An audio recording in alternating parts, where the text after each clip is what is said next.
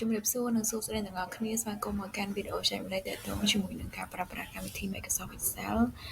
នៅក្នុងនេះខ្ញុំនឹងចែករំលែកទាក់ទងជាមួយនឹងការសរសេរថ្ងៃខែឆ្នាំកំណើតនៅក្នុងទម្រង់ដោយរបបបង្ហាញនៅខាងលើនេះ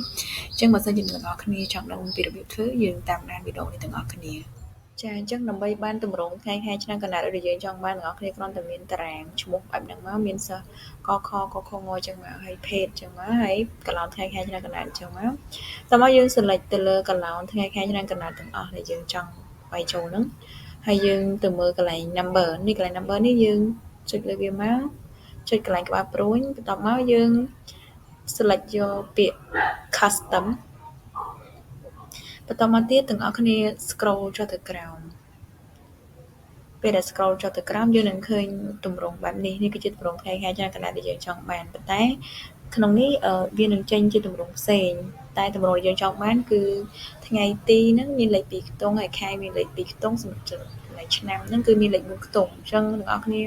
ដើម្បីបានថ្ងៃទីលេខ2ខ្ទង់អ្នកគ្នាគ្រាន់តែវាយអក្សរ D ថែមមួយទៀតមកហើយខែលេខ2ខ្ទង់យើងត្រូវលុបអក្សរ M ចេញមួយហើយបន្តមកទៀតទាំងអស់គ្នាគ្រាន់តែវាយអក្សរ Y ថែមមួយទៀតមកយើងនឹងបានលេខឆ្នាំលេខ4ខ្ទង់អញ្ចឹងយើងអូខេមកបន្តមកទៀតយើង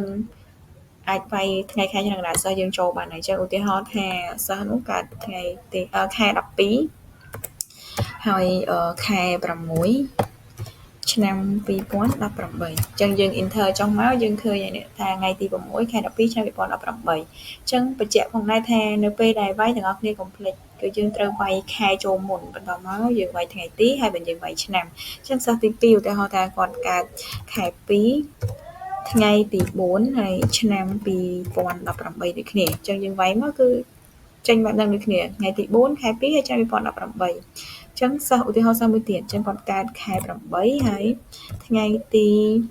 6ចុងចោះហើយឆ្នាំ2019អញ្ចឹងយើងមើលមកគឺចូលហើយកើតថ្ងៃទី6ខែ8ឆ្នាំ2019អញ្ចឹងនៅសល់ខាងក្រោមទៀតយើងអាចវាយបែបហ្នឹងដូចគ្នាមកវានឹងលោតចូលទម្រង់ដែលយើងចង់បានអញ្ចឹងសម្រាប់នៅសល់2ទៀតទាំងអស់គ្នាគ្រាន់តែវាយថ្ងៃខែឆ្នាំកំណើតសិស្សយើងចូលមកបែបនេះមកអញ្ចឹង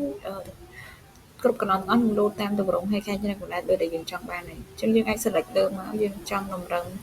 លើក្រោមឆ្វេងស្ដាំកណ្ដាលស្រេចតែយើងទេអាហ្នឹងអាស្រ័យលើទម្រង់ដែលយើងចង់បានអញ្ចឹងយើងត្រឹមកណ្ដាលចេះមកគឺបានហើយរួចរាល់សម្រាប់ទម្រង់ថ្ងៃខែឆ្នាំកំណើតដែលយើងចង់បានហើយដែលយើងចង់បានថ្ងៃទីជាលេខ2ខ្ទង់ហើយខែលេខ2ខ្ទង់ហើយឆ្នាំជាលេខ4ខ្ទង់អញ្ចឹងអរគុណច្រើនអ្នកនរគ្នាសម្រាប់ការតាមដានវីដេអូនេះ